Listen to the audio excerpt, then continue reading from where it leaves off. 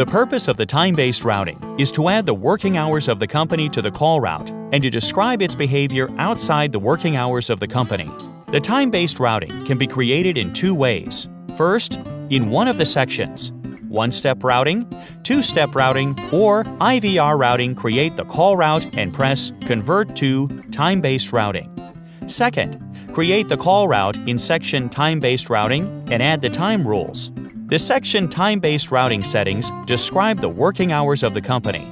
The call route outside the working hours of the company is described under Non-Working Time Route.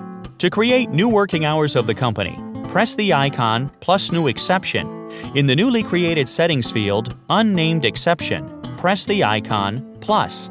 In the Created Time exception, check Use Company Working Hours checkbox.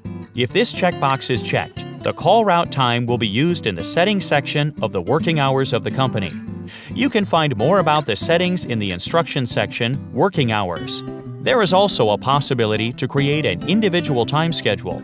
You can do it by defining the start and end time of the working hours of the company and selecting one of the options in Repeat menu, Daily, Weekly, Monthly, or Custom. After the time settings are created, the call route has to be defined in one of the sections One-Step Routing, Two-Step Routing, or IVR Routing. Detailed instructions on how to do the settings can be found in respective sections. Until the end of the configuration, until all of the call route conditions are not described, the configuration field will be shaded red. When all the configuration fields are filled in, configuration field shading will turn green and the icon Save must be pressed. It is possible to interchange already defined settings of the time-based routing by changing their priorities.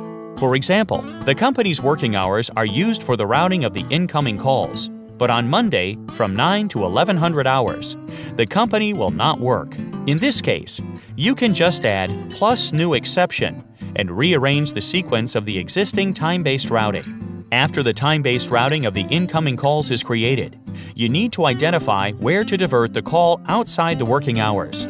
It must be done in the Settings field Non-Working Time Route or the settings will not work. After the selection of the call route, make a test call to make sure that the call routing is correctly defined.